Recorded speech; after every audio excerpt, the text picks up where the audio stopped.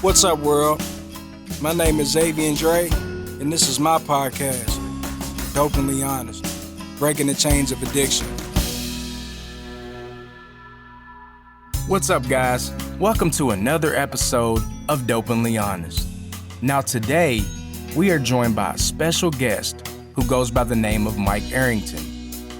With multiple years clean and a profound desire to help others in recovery, Mike's journey through alcoholism, drug addiction, and now recovery is all inspiring.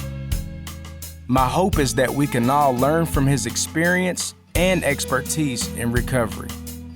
So let's not waste no time. Let's get straight to it.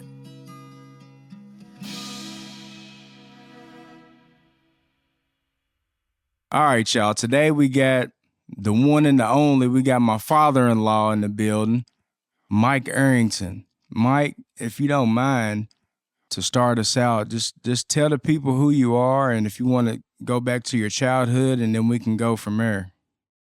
Mike, alcoholic. I have a sobriety date of January 25th, 2020. I'm a grateful recovering alcoholic. I used to love the white sprinkly stuff, all different kinds of colors of pills, and I'd wash it all down with some Kentucky bourbon. I live a different life now. I work at the healing place, Louisville, Kentucky. I used to be the drug taker, now I'm the drug tester. I had a wonderful childhood. My mom and dad was two of the hardest working people I'd ever met and I'd ever seen in my whole life. My dad was getting into the tobacco barn when he was 66 years old, but yet he was an alcoholic. He quit about 42, 43 years before he passed away. Ominous warning, missed. I had uncles and brothers that were alcoholics. Ominous warnings, missed. I drank and partied all during life, played sports, big into softball, basketball, played high school basketball, played big-time softball, but I didn't do any of it without either being high or intoxicated. I never played a softball game, no matter how much it meant to everybody, unless I was drunk, even church league. Here's my opinion about alcoholism. Alcoholism, I think you have it before even you get into drugs or alcohol. I think because this is my story. I was arrogant, self-centered, and selfish when I was a child, when I was a teenager, when I was in middle school. I had to be the best at everything. I had to have all the girls, had to be the loudest, the funniest, and tried to be the best looking. Mm-hmm. But, and then you mix alcohol and drugs with it, brings everything to a different level. So what really got me started, got me into the healing place, I drank and partied my whole life on weekends and during the week a little bit, but I had a shoulder operation about 13, 15 years ago that got me on my last big run. I had my first Vicodin, 7.5. I never will forget it. I was driving down the road and I went, uh-oh, this is a bell ringer. Here we go. Right out of surgery, I was prescribed 4 times a day, 15 milligrams of oxycodone. That turned into 5, 6 times a day, 30 milligrams. That got me on the run, and I'd run out of pills, and steal money from my family, from my wife and my stepkids and my daughter, because I take it out of a checking account without anybody knowing, buy pills. And I ran out of pills and cocaine. I just drank 7 days, 24 hours a day. But my health got really bad, and I went to the doctor a few times.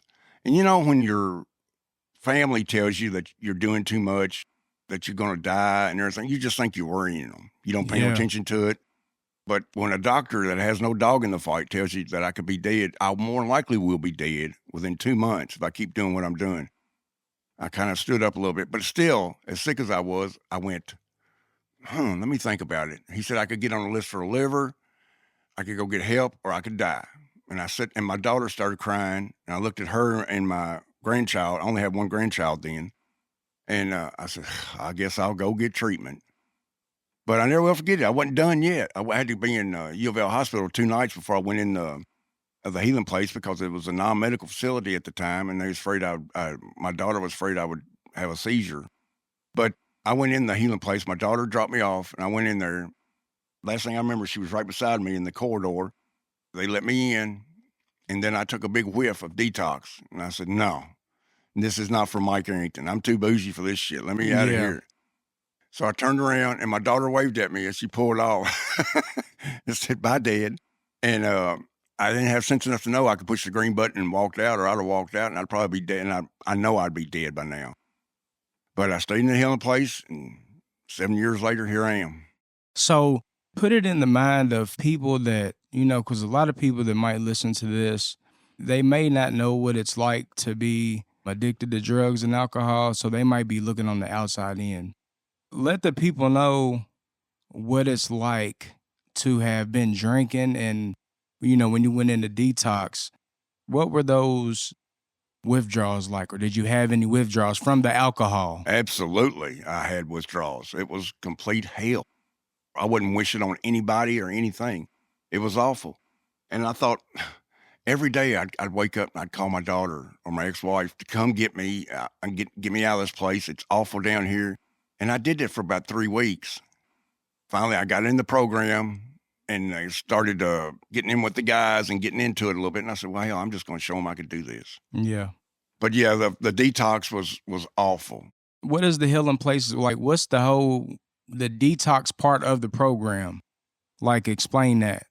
3 to 5 days in detox before you get in the program. I really don't know the logistics of it now because I don't work for the healing place itself now. I work for a lab that works in the healing place. I've worked for the healing place for 5 or 6 years, but I worked in detox and I was a monitor and overnight. But anyway, you come in and it's just straight cold turkey, no pain medicines, no nothing. That's the way, when I went through it, that's the way it was. I'm not really sure on the logistics now. People come with Suboxone. I think they get it administered during their stay there, but I'm really not sure on logistics, so I'm not going to comment on that. But the way I did it, I didn't have nothing. Yeah. I just came in and ate chicken surprise to healing place and started walking, lost 60 pounds. I was on 8 medications when I went in there. I'm not on any medications now. I go to the gym 3-4 times a week, but I'm not trying to sell nothing. I just know how it is for me.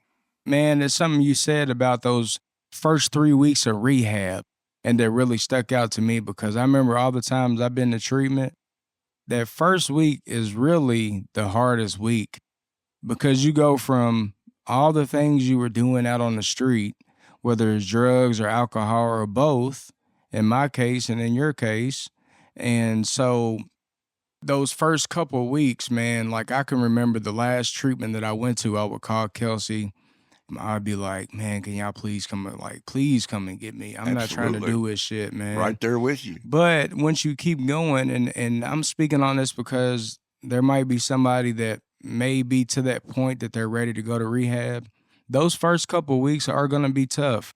But I feel like if you can get past the detox part, because that's what keeps a lot of people using, especially people that's drinking and people that's on opiates or benzos, because you go through those physical withdrawals. But once you get through the withdrawals in that first week or two of rehab, then your mind and your body, your soul and spirit is going to start feeling better and you can get through it. You know what I mean? And I'll tell you this, the physical stuff of it really didn't bother me that much or anything, but the depression is what before I went to rehab, before I went to the healing place, that's only reason I've started using again. Or a couple, 2 or 3 days I'd be out of something.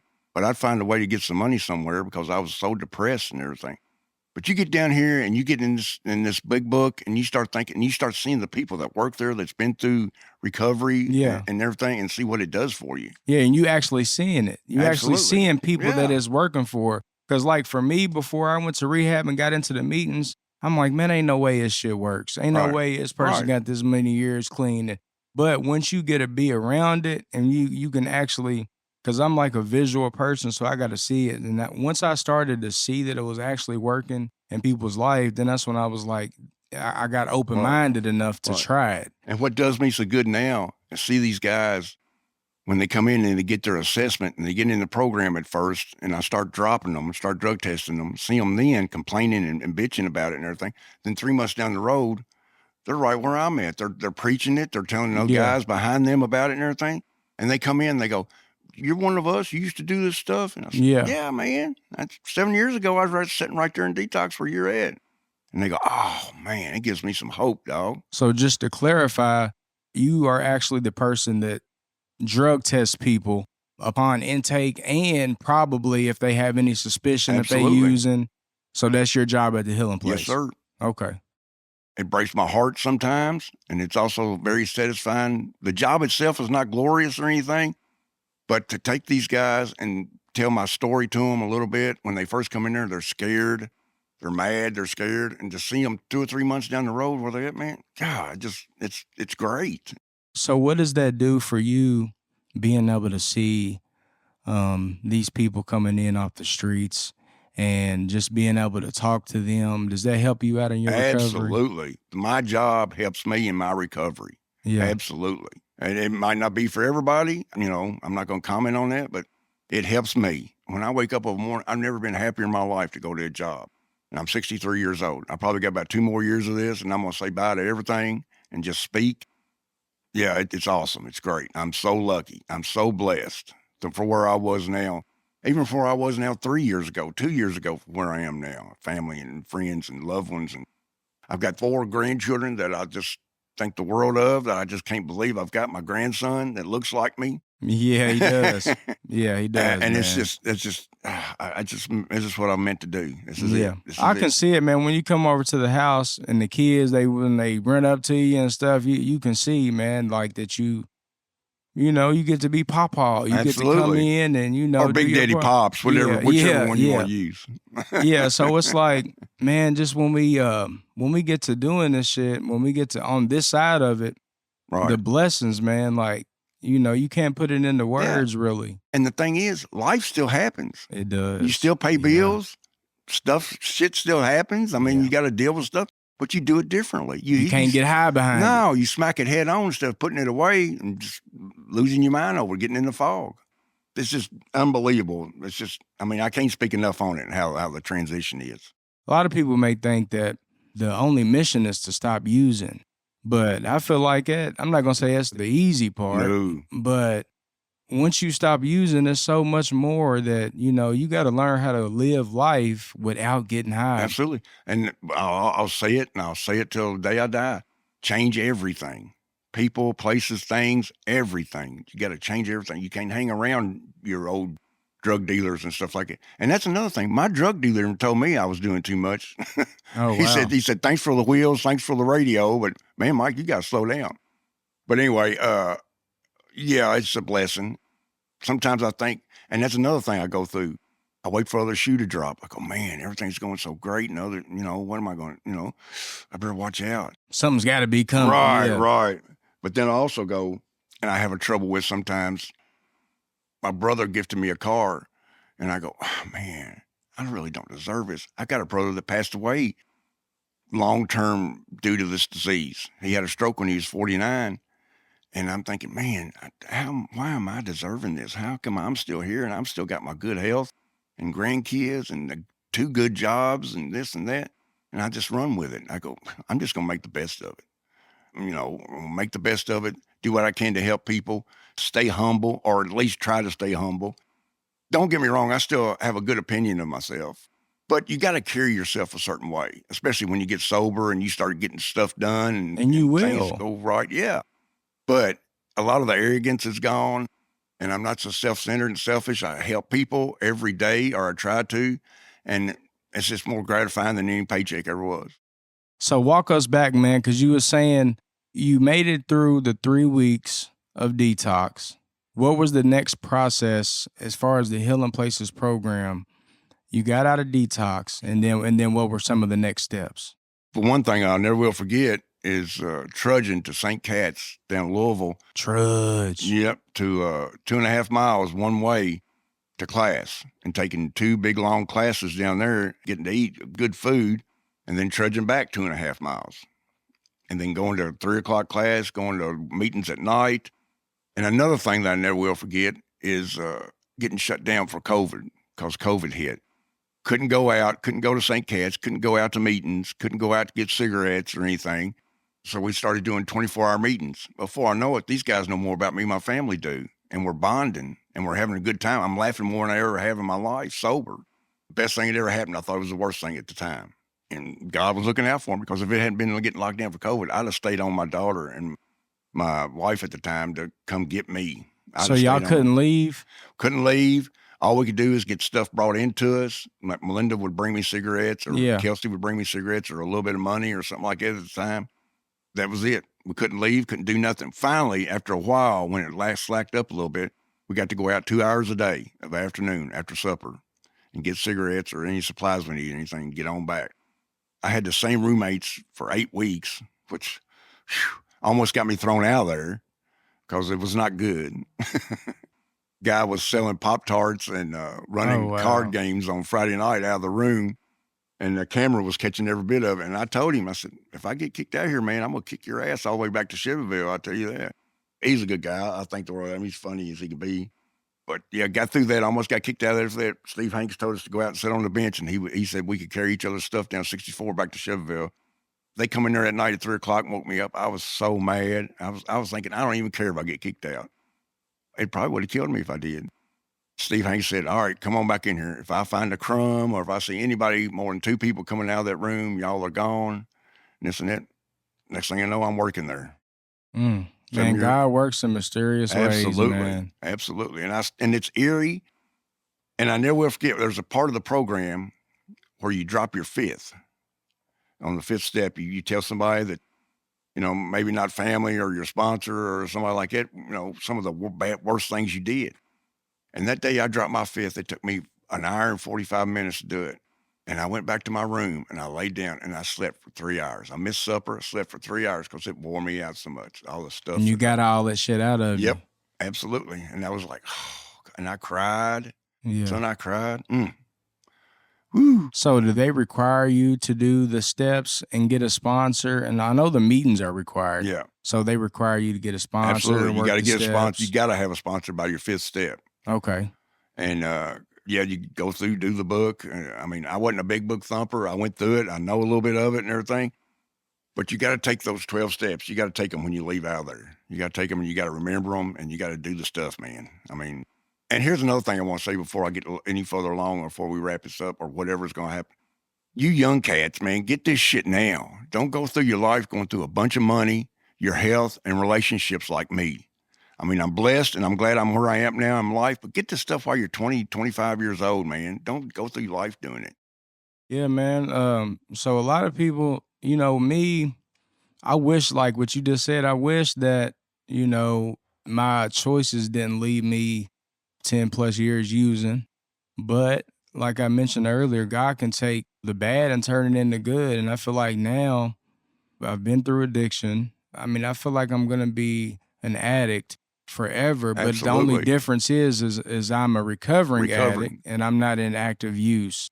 So now I feel like God has used my story in terms of addiction, and he's enabling me to try to reach other addicts now.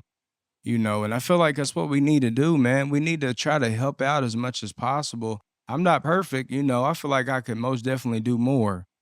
But as long as we doing something, to try to help out, man.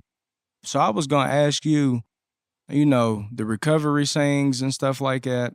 I like the 1 day at a time because that saying is like the number, like I feel like that was all I heard. Was that and keep coming back. Keep coming back. What's the one point? Yeah. What do those mean to you? Keep coming back. Your story. Thing about it was we used to laugh about keep coming back because we look at each other and say, hell, we ain't got no choice. We got to keep coming back. Yeah, we got it. Yeah.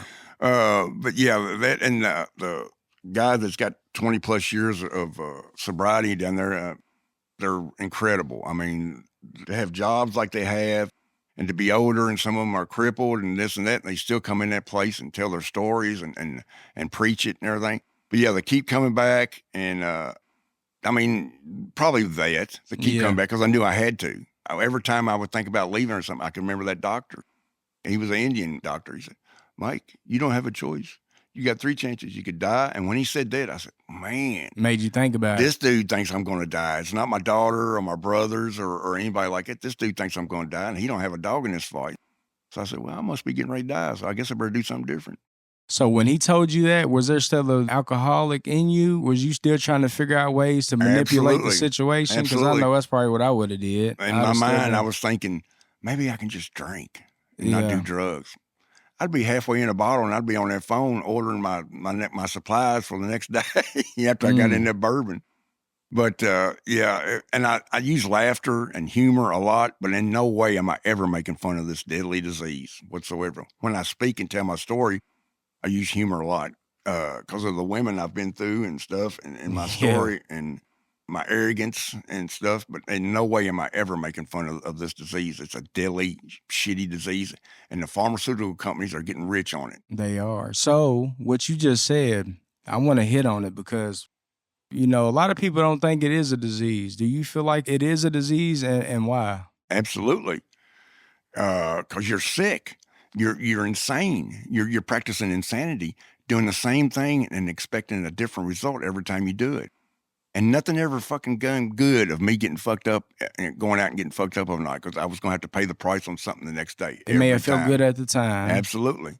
But it's insanity and it's a mental disease. Yeah, I agree. I think addiction and alcoholism is a disease, and just like a cancer patient would need their medication, so do we. We need the meetings, we need the sponsors, and we Fellowship. need the fellowship, Yeah. the step work. All of that is our medication. So it absolutely is a disease. And what grabbed me a lot when I got in there is, golly, it's these many people that's in the same damn shape I am.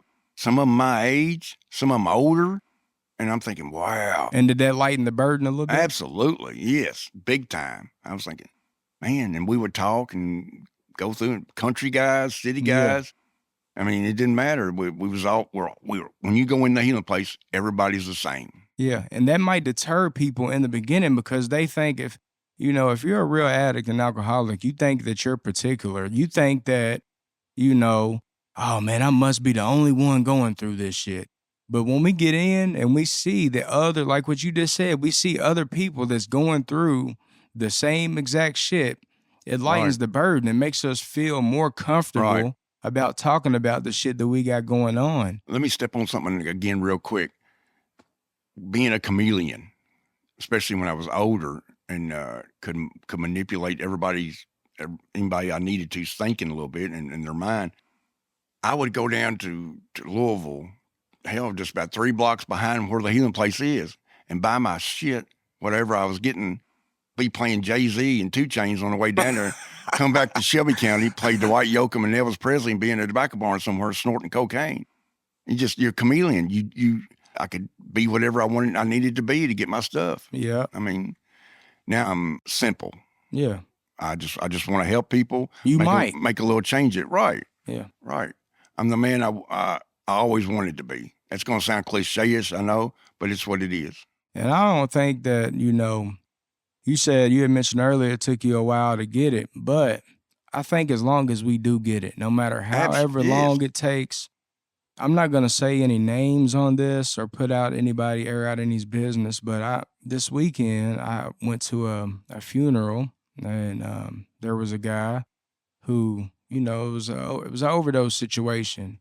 Just when you see that in person, because I feel like sometimes when we get clean and I'll speak on me. Sometimes I get complacent and I get comfortable, but sometimes it takes seeing stuff like that, which is unfortunate. Sometimes when we actually see it in person and when we, like what you said, when you see these people coming in the healing place, unfortunately, we got to see stuff like that and it helps us to bring us to where we don't want to go back to. Right. You know what I mean? Exactly. And I've been to probably 5, 6 funerals from guys I went through the program with. And it's going to sound cold as hell to say this, but this is coming from my sponsor, and this is just from me and my sponsor. It lets you know how good you're working your program is the way you got to look at it. And young cat, that's what I'm saying, man. It breaks my heart to go see. Doing that fentanyl. Yeah, it breaks my heart.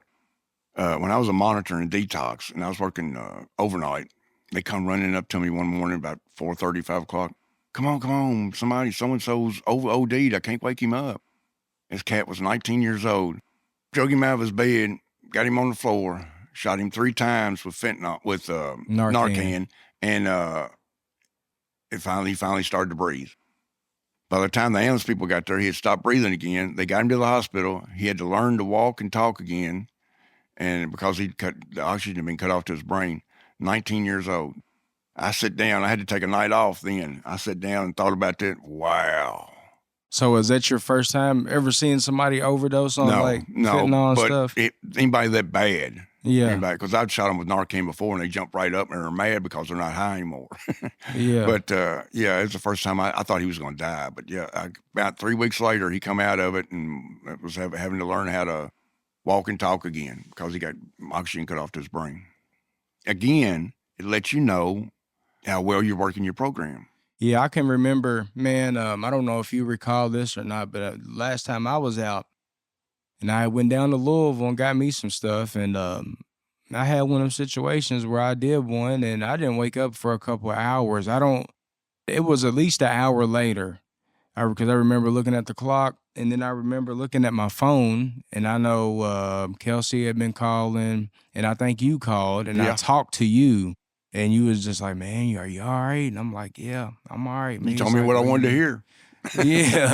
Yeah, I most definitely wasn't all right, man. But, I just know that I'm blessed because when you overdose like that and you're getting a lack of oxygen to your brain, I really don't see how I'm still here other than I know it's God and having a plan and purpose for my life. Yeah. And that's what I'm trying my best to do. My grandson, Yeah. the other two, your daughter, Nevaeh, everybody. Here's the thing. And I want to go back to the young cats getting this now, not going through life, going through relationships. I've been through 3 marriages. Money, I went through a 401k. Luckily, I had some of it left and could build a little something now. And just your health. I was going to die.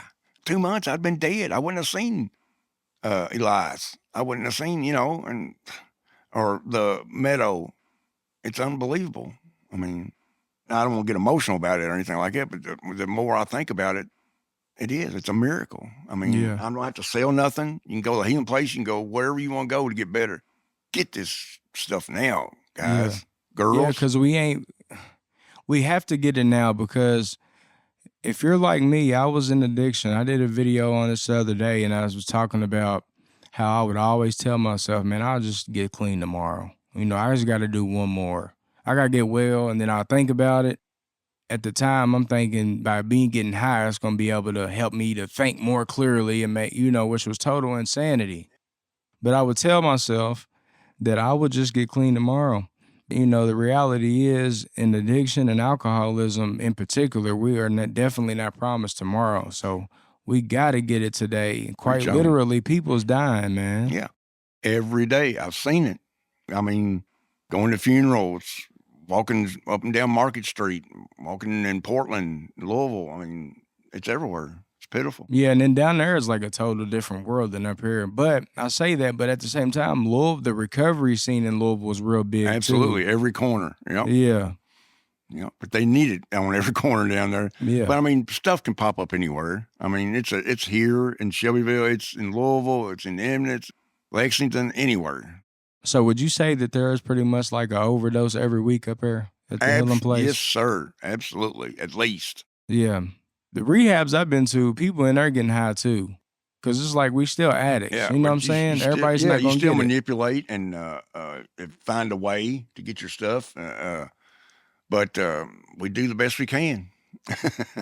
And I don't see as much as I used to, I'll tell you that. But yeah, it's I want to get back to where it's a blessing. It's just simply a blessing where I am, where I am today and where I was 6-7 years ago. Yeah, I can see a total difference in you as well, man. Absolutely. And then in the past, I'm different than I was a year ago. Yeah. I'm better than I was a year ago. I'm better than I was 2 years ago. Yeah, and the more we stay clean, the more days in a row that we don't put one in us is the more time we have to work on ourselves. But once we do one, that's all over with. Yeah. And you know that when they say one is too many and 1,000 is never enough, it only takes that one. That's going back to the sayings and stuff like that. That's a good one. That popped out to me too, because it ain't the 1,000 that gets us. I mean, it is, but it's the one. It's the one that gets us going down that road, down that miserable, vicious cycle. So you've hit on your childhood, you've hit on your experience in rehab. What was it like for you once you immediately got out of rehab? And so did you do aftercare when you got out of treatment? 3 weeks. 3 weeks, I silver chip for 3 weeks. Then I went to work at the healing place. What's a silver chip? Like, explain that. When you've been through the program and you've done your peer mentorship. If you're peer, I was in the peer mentor office for 3 months. It's like assistant staff. That's when you help guys. You're not really staff, but you're assistant staff. You get a little salary. And I did that for 3 months to get me ready for staff. And then I was silver chip. I was on the fourth floor for 3 weeks, wasn't doing much of nothing, just chilling. And the whole time I was in the healing place, I said, I'll never work here. I'm going through this program and I'm doing this stuff. But as soon as I get out of here, I'm making me some money. I'm getting out of here. That changed. I decided to work there the last 2 weeks of silver chip and been there ever since. And it's probably a blessing, man. Absolutely. Absolutely. It's more of a blessing every day. Okay. Hey, Mike, man, I'll be asking every guest, because I know you probably, I know you're a busy man. I know because you're my father-in-law. I know, you got multiple jobs. You probably got stuff you need to do. But I ask this question for a reason, because people that are listening to this, they might be wanting to change. They might be right there at that line where they know that they need to make a change. I want you to tell that person, like, what advice would you give them for them to want to make that change? Look around you. Look around you and see what you got now. Probably nothing or close to nothing. Your health's probably bad. Man, think about your daughters, your brothers, your sisters, your mother, your father. Think about your family instead of being selfish and thinking about yourself all the time and going through a bunch of money and dying. And I know what you're thinking. You're thinking, well, if I die, won't nobody be worried about me more, this or that, it'd be all right. Man, that's going to tear somebody up for the rest of their lives. Man, be a man or a woman. Grow up, get your stuff right, start living life on life's terms, facing it every day, and just grow the fuck up and do like you're supposed to and enjoy life. I enjoy every day. I laugh every day. What I like to go back on, Jim Valvano said in his speech, when he was dying of cancer at the ESPYs, he said, move yourself to tears every day. Laugh every day. Put yourself in thought every day. If you do that and you'll know where you're at in life, then if you're in addiction, 3 years from now, if you get better and then do that then, you'll cry, you'll laugh, and you'll put yourself in thought and you'll remember the way you was then and the way you are now. It's the greatest gratification I ever had in my life. I'll go off at, man. And what I would tell this individual is, and that was the raw, uncut truth, and what I would tell them is, if you keep going in the direction that you're going, you'll keep getting what you're getting. Likewise, if you do something different, then you will get different results. If you put in the action and if you at first admit that you have a problem, because that's the first thing we got to do. We got to get out of pride, out of self. And we have to, 1, admit that we have a problem. And for 2, once we admit that, then we have to actually put in the action, man. So I just want to let you know that change is possible. And, you're sitting there hearing it from 2 individuals that have been through it and that are now on the other side. So with that, man, I just hope that you can come to a place to where you can either put that alcohol or that dope down, man, because change is possible. So, Mike, man, again, I appreciate your time. Absolutely. And I want to tell every addict and alcoholic out there right now, I love you all. Get to the healing place, get to somewhere in recovery, feel better, and a year from now, you'll be on top of the world. Bless you. Yeah, hey, man, y'all heard it here, man, on Dopenly Honest. So remember, continue to like, share, and subscribe, and keep tuning in for more recovery-related content. Peace. Peace. Thank you for listening to this episode of Dopenly Honest. I know all too well that recovery is an uphill battle, but there is hope. For resources, find your local NA, AA, or CR meeting. I can't stress enough how crucial meetings are to my personal recovery. If you enjoyed this content, please like, share, and meet us back right here for more episodes of Dopenly Honest. And remember, you are not alone. One day at a time, we do recover.